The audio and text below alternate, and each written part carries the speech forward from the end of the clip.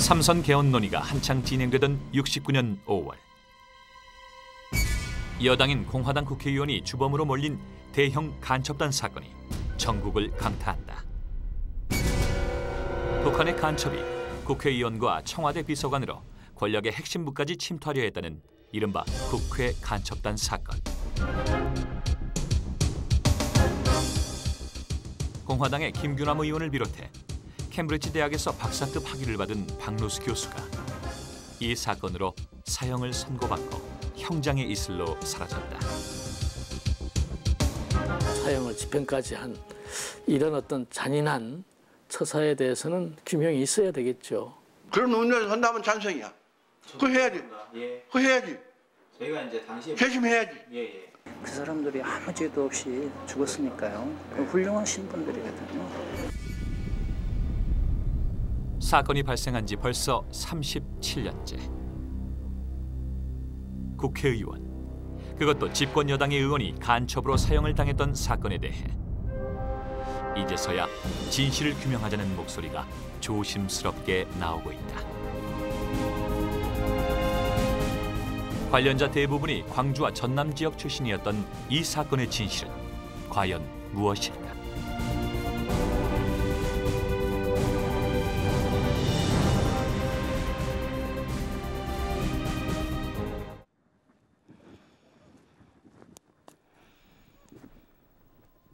허리 수술을 받아 몸이 불편한 박경자 할머니가 동생의 묘지를 찾았다.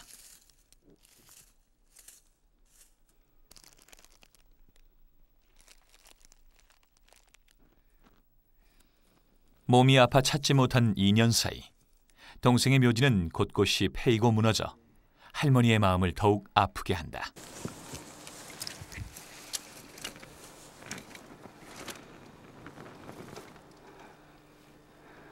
노수야, 네 진실 밝히러 왔어.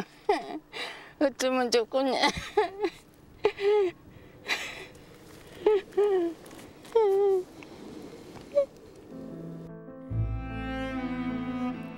할머니의 동생은 바로 37년 전 발생한 국회 간첩단 사건의 수괴로 지명돼 사형을 당했던 박노수. 이승에서 이루지 못한 학문의 꿈을 다음 세상에서 우리나라가 아닌 영국에서 이루라는 묘비가 한많은 그의 생을 보여주고 있다.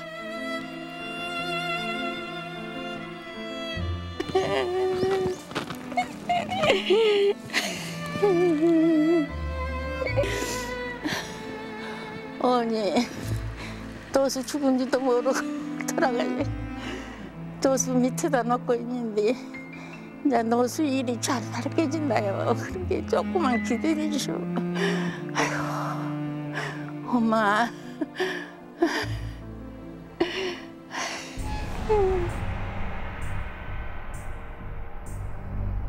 (1933년) 광주에서 태어난 박노수는 광주고등학교를 졸업한 뒤 1955년 일본 유학길에 올랐다. 일본으로 건너간 그는 동경대학교에서 국제법을 전공한 뒤 61년 다시 영국 유학에 나서 68년 캠브리지 대학에서 국제법으로 박사에 준하는 학위를 받게 된다. 그리고 69년 2월 자신의 지식과 경험을 국가를 위해 쓰겠다며 귀국길에 올랐다. 당시로서는 국제법을 전공한 학자가 귀중했던 시기. 가족들은 그가 국가의 귀중한 인재로 성장할 것으로 굳게 믿었다.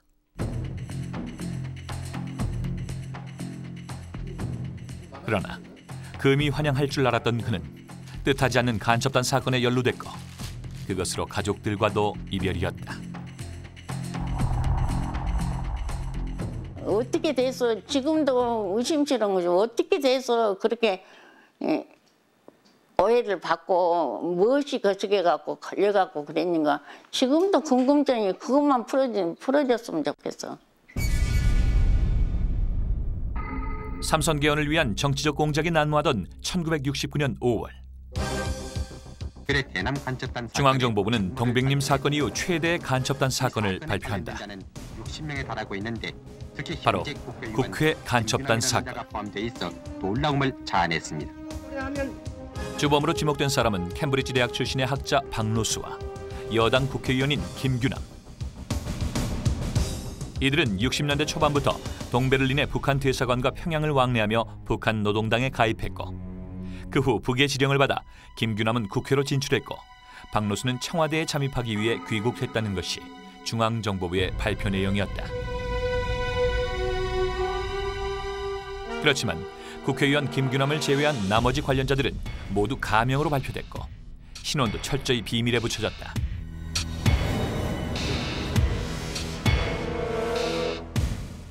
반공을 국시로 하는 우리나라의 신성한 국회에 북계 간첩이 잔입 암약했다는 사실은 국민의 한 사람으로서 부끄럽게 생각하는 바입니다.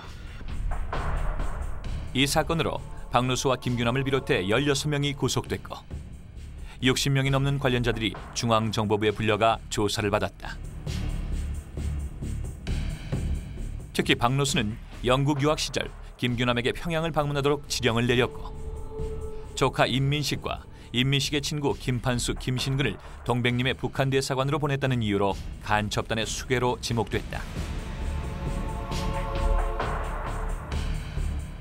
김규남에게는 북한의 주장에 동조하는 내용의 글을 신문에 발표해 선동했고 국가 기밀을 빼돌려 박노수에게 전달했다는 죄가 더해졌다. 북괴 불확지가 국회에 침투한 예는 과거 우리나라 초창기의 재헌 국회 당시 김약소의 경우를 제외하고는 오늘날까지 상상조차 할 수 없었던 일이었지만 피고인 김규남이가 북괴의 공작 계획을 진술하고 그 후 지령받은 내용대로 대담하게도 국회의원으로 국회에 침투하였다는 사실은 가장 우리에게 충격을 주는 특색이라 할 수 있습니다. 간첩죄와 간첩 방조 등으로 기소된 이들에 대한 재판은 일사천리로 진행됐다. 69년 11월에 1심, 그리고 70년 3월에 2심을 거쳐 그해 7월 박노수와 김규남은 대법원에서 사형이 최종 확정됐다. 그리고 박노수와 함께 유학 생활을 했던 김신근과 김판수는 각각 7년과 5년형을 받고 대전 형무소에 수감된다. 이들은 동베를린의 북한 대사관을 방문했다는 사실은 인정했지만 간첩만은 아니라며 재심을 청구했다. 그렇지만 재판부는 받아들이지 않았다.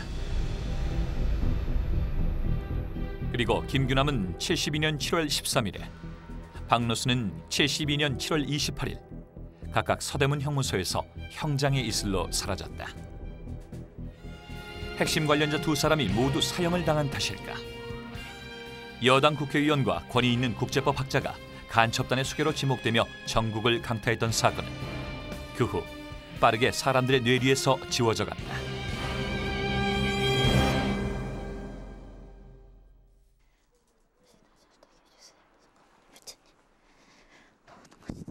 간첩으로 지목된 김규남 의원이 사형을 당한 지 벌써 34년. 김규남 의원의 부인 박창태 씨는 사건이 발생한 뒤부터 불경을 손에서 놓지 않고 있다. 얼마나 읊고 외웠던지 사건 당시부터 지니고 다녔던 불경이 이제는 누더기가 됐다. 하지만 불경 덕에 간첩 가족이라는 이웃들의 따가운 멸시와 원망도 사귈 수 있었다. 하여튼 어떻게 살아왔는가 모르겠다니까요. 머릿속이 텅 비었어. 네. 실체가 그래요. 머릿속에 아무것도 없어요. 그냥 그렇게 살아왔지. 그냥 애들 밥 먹이고.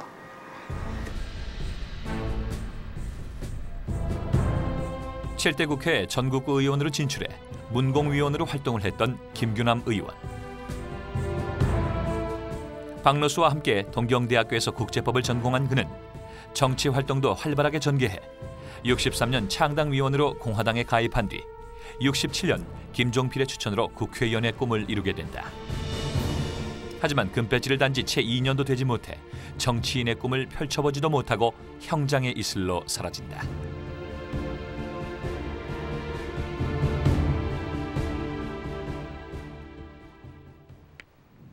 대부분의 공안 사건과는 다르게 왜 가족이나 관련자들이 한 번도 진상규명을 요구하는 목소리를 내지 못했던 것일까? 정말 이들이 북한의 지령을 받은 간첩이었기 때문일까?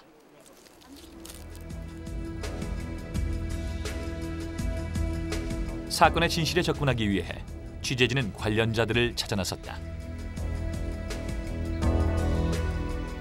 이 사건으로 7년 가까이 감옥 생활을 했던 김신근 씨.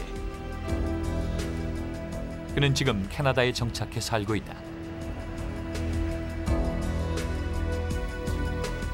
광주일고와 서울대를 졸업한 뒤 박노수 교수의 초청으로 2년 동안 캠브리지에서 유학 생활을 했다던 그의 증언은 지금까지 알려진 사실과는 전혀 다른 것이었다.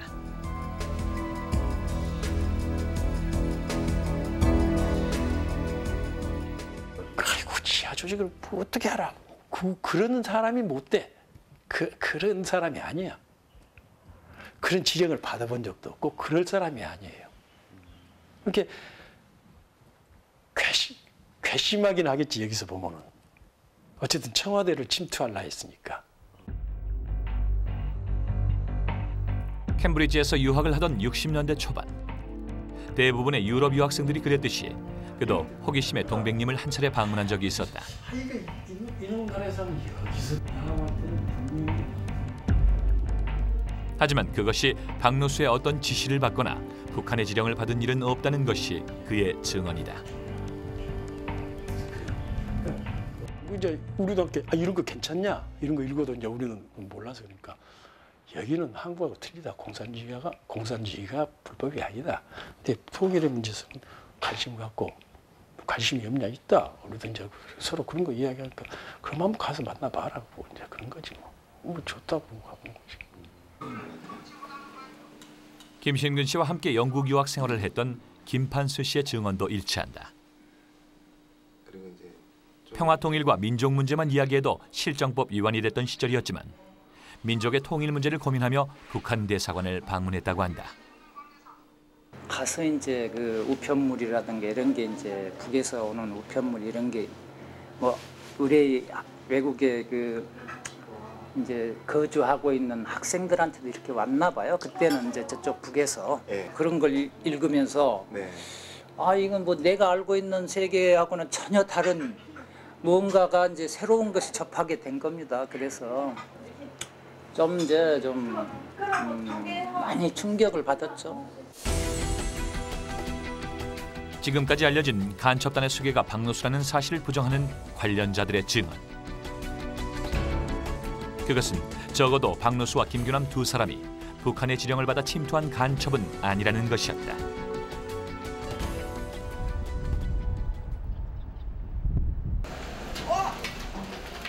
그렇다면 박노수와 김규남 두 사람의 유학 시절은 어떠했을까? 50년대 후반 많은 한국 유학생들이 거쳐간 일본 오사카. 수소문 끝에 취재진은 학창 시절 김규남 의원과 친분이 있었다던 양동민 씨를 만날 수 있었다. 60년대 초반 민단 활동을 하며 반조총련 입장에 섰던 양동민 씨는 김규남을 공산주의 사상과는 인연이 없는 사람으로 기억하고 있었다.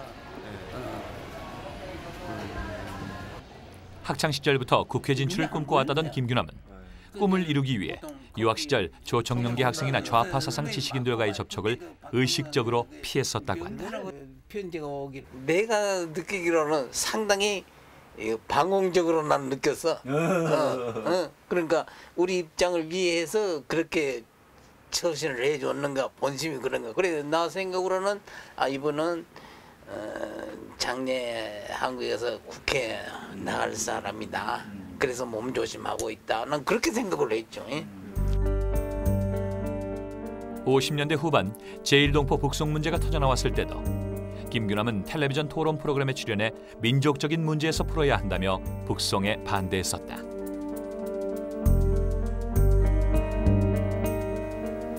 김규남이 유학 시절 보여준 민족주의적 성향 때문에 그가 간첩단 사건의 주범이라는 뉴스가 전해지자 교포 사회는 크게 출렁거렸다고 한다.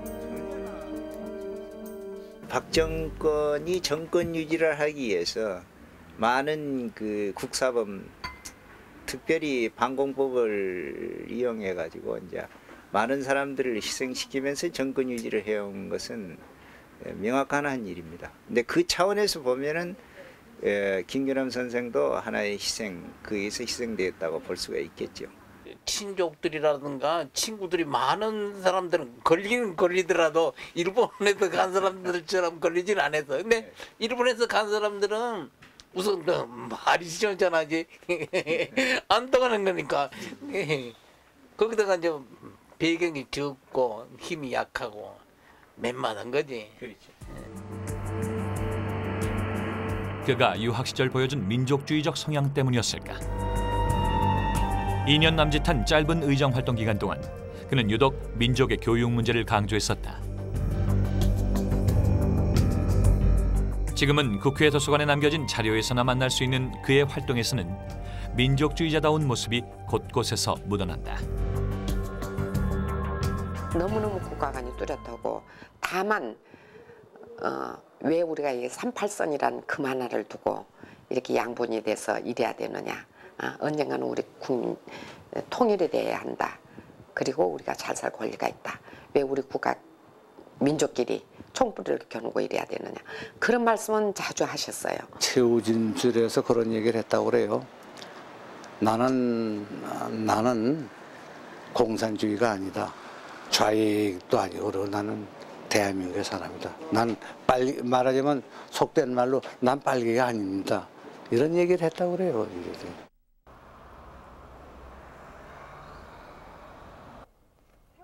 동경대에서 김균함과 함께 공부했던 박노수 역시 조청년계와 인연을 끊고 묵묵히 국제법을 전공하는 학자의 길을 걸었다.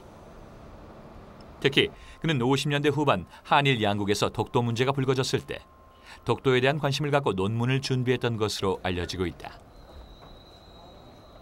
やっぱりパクさんをみんなよく知ってますからね。まさかということがあるんでね。だからみんな熱心に何回もはがきをね出しましたけどね。 독도와 민족교육 문제에 관심이 많았던 두 사람이 사상과 행동이 비교적 자유로웠던 유럽에서 민족의 통일 문제를 진지하게 고민했던 것은 어쩌면 당연했을지도 모른다. 분단 체제를 어떻게 해서든지 통일을 시켜야 되는데 그게 말하자면 평화적인 통일밖에 없다 해가지고 이제 그런 분야에 대해서 조금 이제 우리야 뭐 그분이 국제법을 하고 그러니까 그런 문제에 대해서 이제 조금씩 가끔 이야기도 듣고. 그렇지만 박노수가 68년 9월에 부인과 함께 평양을 방문한 이유는 아직도 풀리지 않고 있다. 그가 평양을 방문한 사실은 훗날 재판에서 그를 간첩으로 만드는 데 결정적인 역할을 했다. 동백님 사건으로 국내외 분위기가 어수선한 때 그는 왜 위험을 무릅쓰고 평양을 방문했을까? 남편이 갈 때도 나한테 말 일체 안 하고 딴 데 간다고 그러고 갔기 때문에 네. 내려서 알았기 때문에 나는 네네. 몰라요. 나한테 대해서 뭐 그런 얘기를 한 적이 없어요. 그 사람들이. 학자적인 호기심 때문이었는지 아니면 북한의 위협이 있었는지 여기에 대해서는 추측이 난무하다. 간첩으로 조작이 되었는데 그것은 아니다. 자기는 학자로서 또는 우리 같은 나라 한 민족 한 족으로서 가도 별 것이 아니다. 갔다 와도 이런 가벼운 생각으로 다녀왔다. 그렇지만 박노수는 67년 서독 유학생들이 납치되고 동백님 사건이 발표되는 것을 보고 북한과의 관계를 끊기 위해 노력한 것으로 보인다.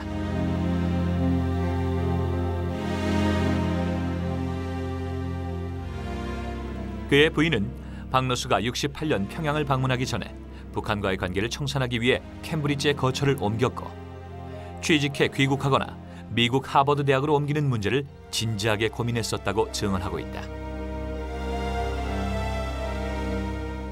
하지만 집요하게 계속된 북한의 공작은 피할 수 없었던 것으로 보인다.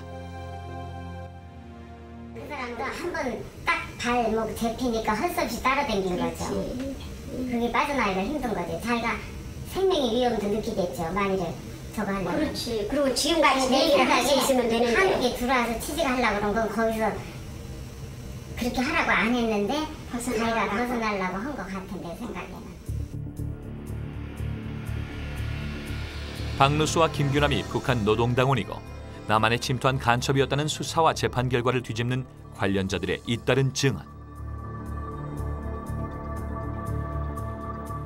이들이 간첩이라는 사실을 당시 재판부는 어떻게 받아들였는지 확인하기 위해 취재진은 국가기록원에 남아있는 판결문을 확인해 보았다.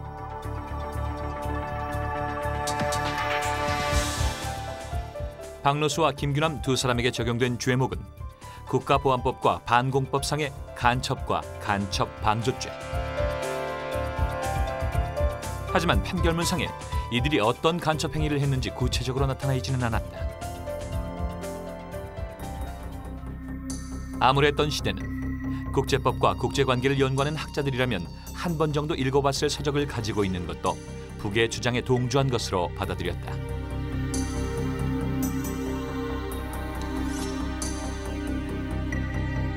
두 사람이 사형을 선고받는 데 결정적으로 기여를 했을 북한의 노동당 가입 문제도 이를 뒷받침할 만한 물적 증거가 제시되지 못했다. 고문과 강압적인 수사로 두 사람에게서 북의 노동당에 가입했다는 자백을 받아냈다는 의심이 강하게 드는 이유는 왜일까? 아마 그 이상 받을 수 없게 받았다고 그런 것 같아요. 굉장한 고문을 당했다고 그러대요. 지금도 참 싸늘한 것이었는데 무지 깨끗한 분이에요. 깨끗하고 단순하고. 고문이라는 게요, 자기들이 뭔가를 간첩을 입증을 하기 위해서는 그냥 이렇게 소설을 씁니다. 누구 만나서 무슨 이야기 나눈 걸 몇 날 며칠이고 계속 추궁을 해서 이야기를 해가지고 그걸 그 비슷하게 꽤 맞추는 거죠. 그쪽에다 갖다 붙이는 거죠. 중앙정보부가 김규남 의원이 간첩단의 하부 조직으로 구축했다며 요란하게 발표했던 정풍회와 1심계는 더더욱 그렇다. 이들 가운데 기소된 사람은 한 명도 없었고 정풍회는 보성 지역의 자발적인 개혁 모임, 그리고 1심계는 단순히 친목을 도모하는 계모임이었다. 조직도 하고 우리 모임도 갖고 또 사회 정화도 하고 여러 가지로 하면은 의의가 있다 싶어서 했죠. 꼭 그것은 어떤 종룡에 의해서 한 것보다도 우리도 또 그런 생각을 가지고 있었고 뜻있는 젊은이들이 많이 그때 모였죠. 간첩할 수는 여건도 아니었고 또 그럴 이유도 없었습니다. 그분에게는 앞이 진로가 보였던 분입니다. 약관의 나이로 전국구 그 공화당 전국구 의원으로 7대 전국구 의원으로서 활동하고 있는데 무엇이 아쉬웠겠습니까? 훗날 김형욱은 그의 회고록에 국회 간첩단 사건을 자세히 기록했다. 회고록에서 김형욱은 박누수 등 관련자 11명에게서 난수표를 압수했다고 했지만 웬일인지 재판에는 증거로 제출되지 않았다. 그리고 중정의 수사과장이 김규남의 집에서 성경책 페이지를 이용한 난수표를 찾았다고 밝혔다.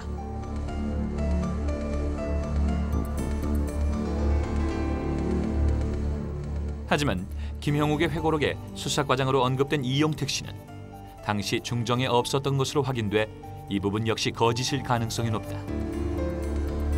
69년도에는 내가 완전히 그만둔 거고 73년에 들어갔다가 74년 12월 1년 반 근무하고 내가 또 나왔어요. 아, 1년 반 정도. 또 나왔는지 그때도 또 이제 정부부장이 내 사표를 청와대에 전달을 못하고 1년 이상 근무지고 있다가 나를 지적공사로 보내더만요. 근데 자꾸만 69년도 얘기를 하니까 내가 근무도 안 하는 사람한테 물으니 내가 뭘 알아요. 간첩이라는 직접적인 증거는 언급이 안 돼 있더라고요. 없어요. 그냥 자기가 간첩이다라고만 주장을 하는 것 같아요. 그렇죠. 그게 뒤집어 씌운 거죠. 저는 그 양반들이 구체적으로 무슨 지령을 받았다고는 증거는 없습니다만 개인적으로 그렇게 믿지 않습니다. 그렇다면 박누수가 학위를 받았던 캠브리지 대학에서는 국회 간첩단 사건을 어떻게 이해했을까? 캠브리지 학생회장으로 우리나라에 들어와 진상조사를 담당했던 데이빗 보게트 씨. 일본 교토의 한 대학교에서 그를 만날 수 있었다. 사건 당시 국내에 들어와 1년 넘게 진상조사를 했다는 그가 취재진에게 던진 첫 마디는 재판이 공정하지 못했다는 것이다. 박노수나 김규남이 실제로 북한을 방문했는지는 모르지만 그것을 근거로 간첩으로 몰아가기에는 증거가 너무나도 부족했다는 것이 그의 판단이다. 조사 당시에도 두 사람에게 심한 고문이 가해졌고 심지어 변호사들은 중정이 지시한 대로 재판에 임해야 할 만큼 중정의 감시가 심했다고 그는 전하고 있다. He did indicate to me that he had been put in under very big pressure by the KCIA, and they had tried to stop him from taking the case of Mr. Park No-soo. I do remember that. 중앙정보부의 미행과 압박 때문에 일본에서 조사 보고서를 보내야 했던 그는 국회 간첩단 사건이 국내의 정치적인 상황과 깊은 연관이 있을 것이라고 단정지었다. There must have been some other reason why the KCIA was arresting and investigating Park No-soo and Kim Kyu-nam, and we presumed that, like with West Germany, the case in West Germany, that it was involved with politics. It was about control. 그가 말하는 정치적인 상황이란 무엇일까?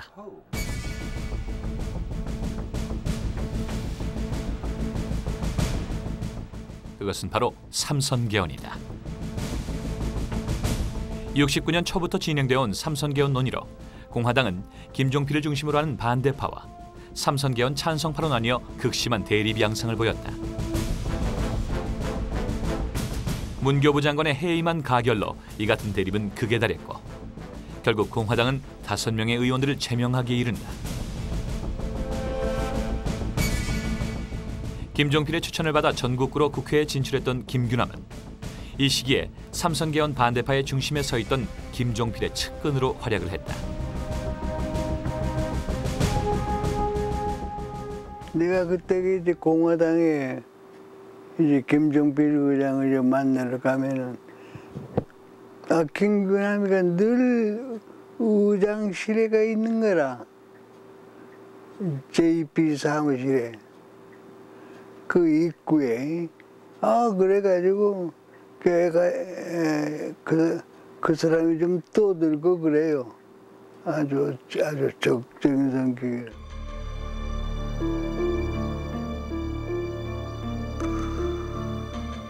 중앙정보부 입장에서는 김종필의 측근이 관련된 간첩단 사건이 삼선개헌을 위한 공작에 활용하기 더없이 좋은 사안이었을지도 모른다.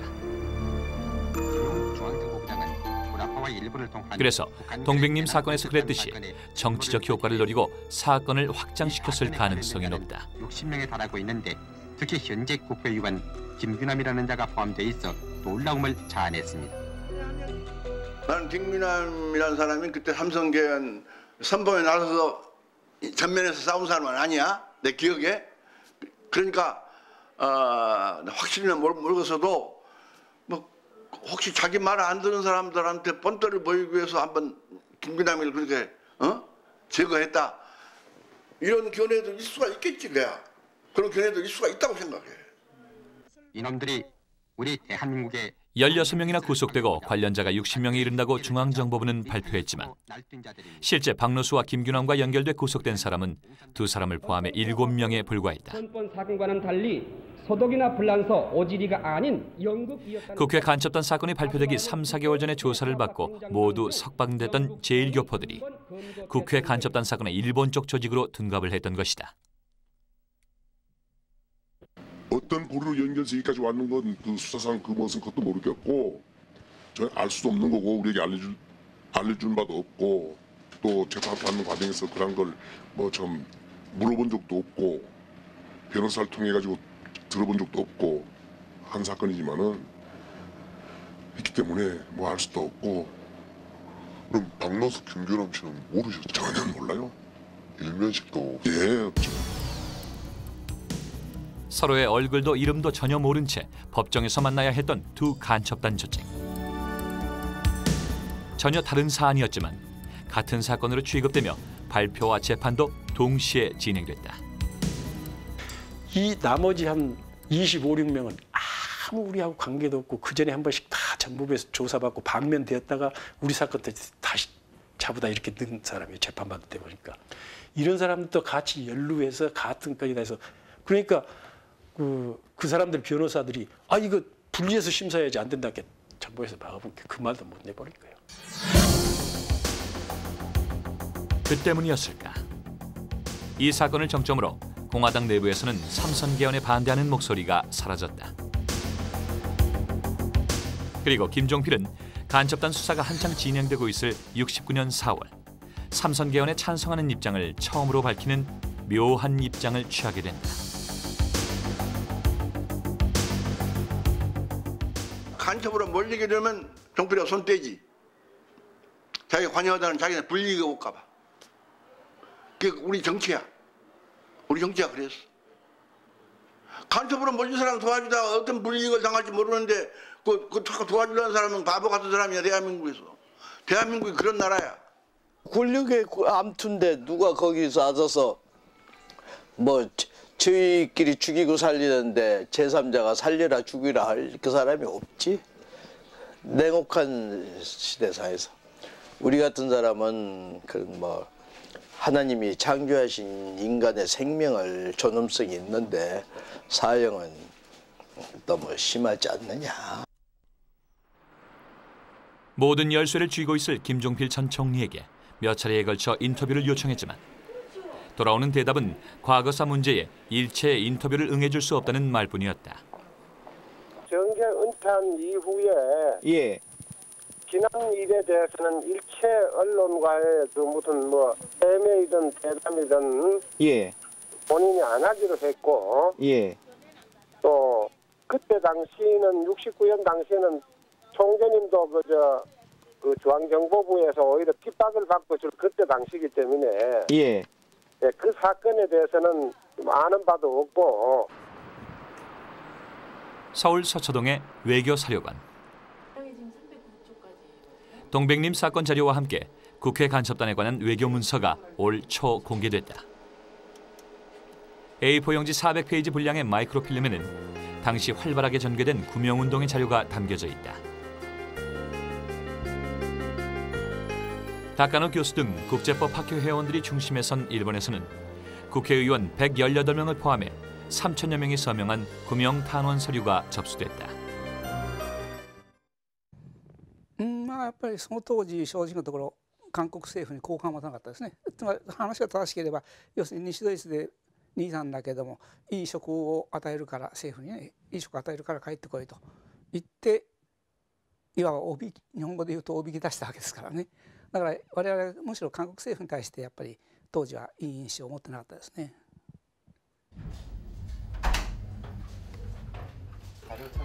엠네스티 국제사면위원회에서도 관심을 가지고 이 사건을 지켜보면서 탄원서를 제출하고 두 사람이 국가보안법의 희생양이라며 석방을 요구하기도 했었다. I was really impressed by the interest shown by the people who were friends of Dr. Park, and at the other level also the time. That particular time was such. It was the height of Cold War, and also I think President Park Chung-hee. There was a election in '71, and somehow I found it all linked up together. 그러던 72년 때마침 이루어진 휴움 영국 외상의 방문은 구명운동의 새로운 전기를 마련했다. 휴움 외상은 박정희 대통령과 김종필 총리를 잇따라 만나 양국 현안을 논의하면서 박노수와 김규남 두 사람의 감형을 요구했었다. 그리고 박노수와 캠브리지 동문이었던 전 유엔 주재 영국 대사 캐러던 경이 우리나라에 두 차례나 방문해 조직적인 구명운동에 나서기도 했다. 그들이 비록 실정법은 위반했지만 그것으로 사형이 선고될 정도로 간첩은 아니라는 판단에서였다. Why did he go back to South Korea? Because apparently he was invited back with the offer of a job. So, you know, why go back if he was a spy? Because what a risk. 해외에서 계속된 구명운동 때문이었는지 당시 총리였던 김종필은 김형욱의 거듭된 사형 요청에도 불구하고 이들의 사형 집행장에 서명을 거부하고 있었다. 김종필 씨가 총리가 되고 이렇게 가는데 하루는 김형욱 씨가 날 보더니 이 JP 연합 나쁜 자식이라고 그러더라고. 그래서 왜 그러냐고 그랬더니 김규남이 사형 집행소에 서명을 안 한다고. 요 얘기 내가 분명히 들었어. 갈라진 조국을 통일하는 문제를 해결하기 위한 그리고 72년 7월 때마침 발표된 7.4 남북 공동성명은 가뭄 속의 단비와도 같았다. 남과 북의 교류와 화해의 물꼬가 터지면서 가족들은 이들이 사형만은 면할 수 있을 것이라는 기대에 차 있었다. 빠른 어조로 집약해서 이제 아들한테 좀 안심하게 하려고 그 이야기를 하는데 내가 옆에 서서 이렇게 보니까 그냥 눈동자가 말이에요. 거짓말 안 하고 한 요 정도는 열리더라고. 이 정도는 열리더라고요. 그래서 생명이 그렇게 무섭구나.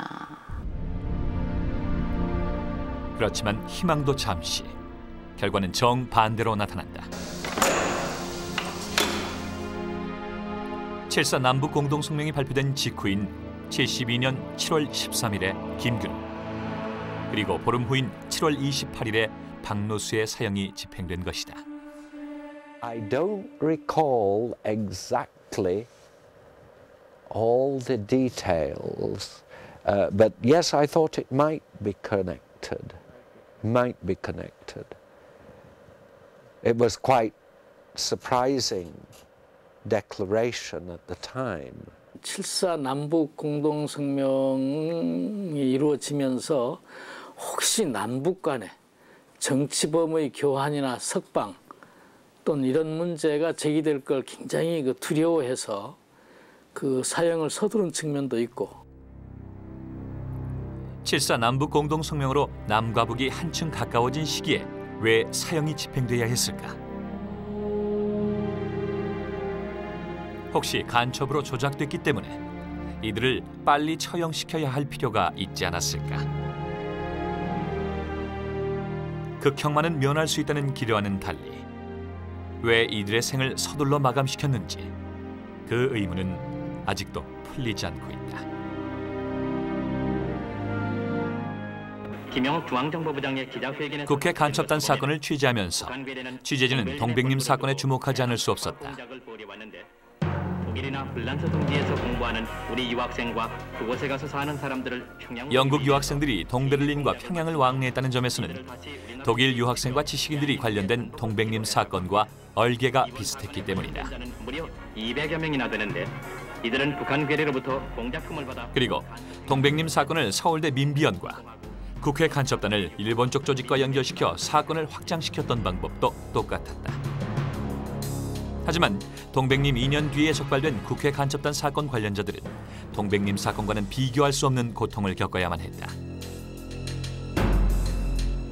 동백님 사건 관련자들이 대부분 2년 안에 석방된 반면 국회 간첩단 사건의 경우에는 두 사람이 간첩이라는 낙인을 찍힌 채 사형을 당했고 나머지 관련자들도 최고 7년까지 감옥에서 청춘을 보내야만 했다. 그 외교적인 그런 압력으로 해서 독일에서 사건화가 된 사람들은 다 풀려났고 나중에 이렇게 돼가지고 처형까지 당했으니까 좀 억울하다고 생각하죠.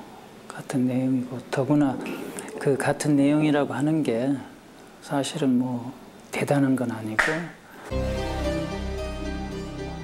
그리고 동백님 사건은 활발한 진상규명이 실시되고 있지만 현역 여당 국회의원이 간첩으로 사형당한 충격적인 이 사건은 아직까지 진상조사를 요구하는 목소리를 한 번도 내지 못하고 철저히 묻혀져 가고 있다.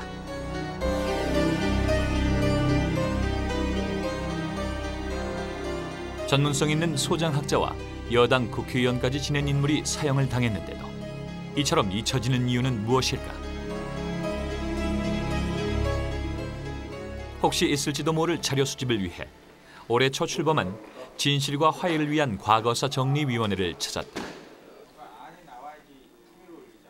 하지만 그곳에서도 국회 간첩단 사건에 대한 어떤 답변도 들을 수가 없었다. 이해관계인이 그 신청을 하면은 그걸 이제 검토를 해가지고 조사 개시를 할 수 있고요. 또 하나는 이제 역사적으로 의미가 있고 중요한 사건으로 조사 필요성이 있다라고 판단될 때는 또 직권으로 조사를 할 수 있어요. 근데 이 사건과 관련해서는 아직 신청이 없고 그래서 뭐 구체적으로 말씀드릴 수 있는 내용이 없습니다. 비록 그 공화당의 국회의원으로 들어오긴 했지만 한국 관련이 그렇게 많지 않고 박노수 교수는 더더군다나 이제 그 애국만 떠돌아서 국내에 자기의 직이라든지 이 말하자면 아니다. 박노수는 절대 그럴 사람이 아니라거나 그 용서받아야 될 사람이라고 해줄 세력이 없다는 점 같은 것도 많이 작용을 하지 않았나 생각이 됩니다. 핵심 관련자들이 모두 죽고 사건에 대해 자세히 알고 있는 JP는 묵묵부답인 상황. 사건의 진상은 명확히 규명되지 못한 채 40년 가까이 흐르고 있다.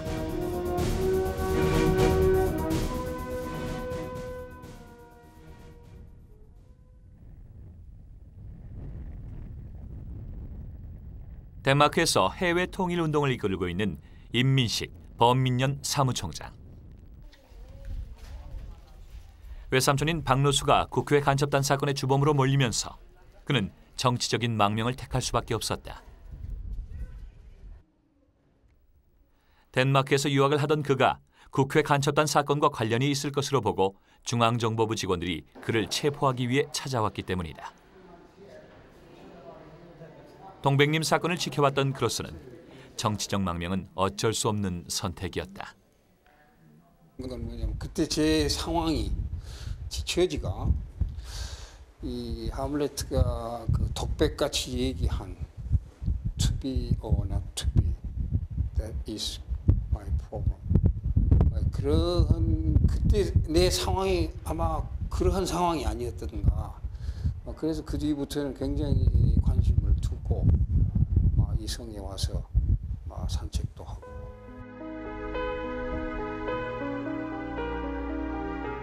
그리고 사건이 발생한 지 40년이 다 되도록 그는 고향 땅 광주를 한 번도 밟지 못하고 있다.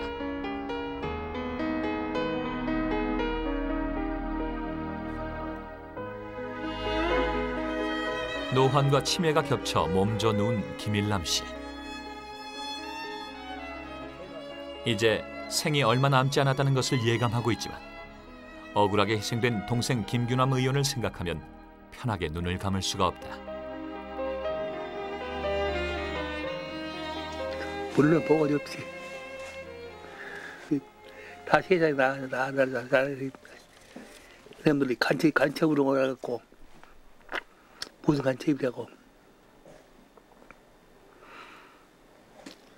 적어도 한국 사람 동경대학병원에서 동경대학에서 국제학을 연구한 사람이 국제학을.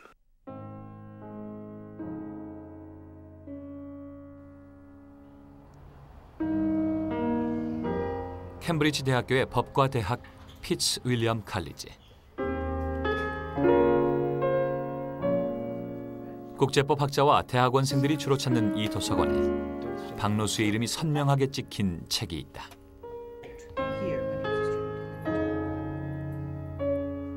사형 집행 전 남긴 그의 유언대로 모교에 기증된 책은 4천여 권.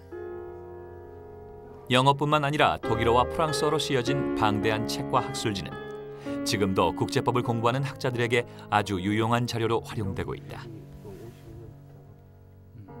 Material which is really not undergraduate material. It's more advanced.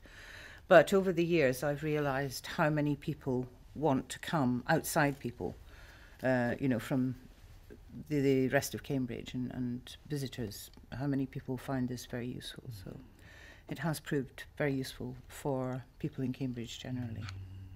These are all tribunals and international courts. 그가 남긴 많은 책에서는 국제법과 국제금융을 전공하면서 민족의 미래를 고민했던 흔적을 찾아볼 수 있다. 그 양반의 자료 중에서는 그 국제금융관계에 대한 것을 많이 내가 나 있을 때는 그걸 제일 많이 손을 봐서 내가 이번에 IMF 같은 건 날 때 보면 이분이 살아계셨더라면 우리가 불리하지 않게 하는데 여러 가지 힘이 국가에 큰 도움이 될 수 있었을 뿐인데 하는 그런 생각이 한번 들은 적이 있대요.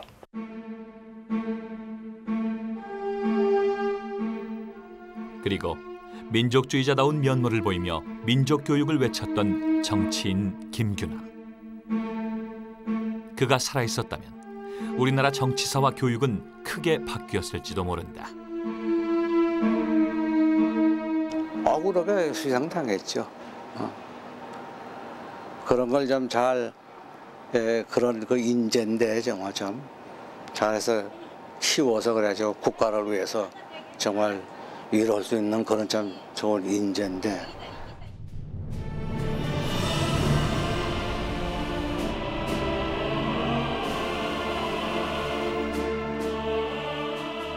모든 진실을 간직한 채 각각 고향인 광주와 보성의 선산에 말없이 묻혀있는 박노수와 김규남.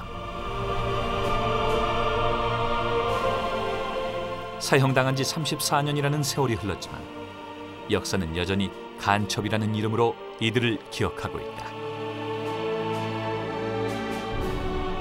하지만 언젠가 사건에 대한 진실이 규명되고 통일이 된다면 우리는 이들의 묘비를 다시 써야 할지도 모른다.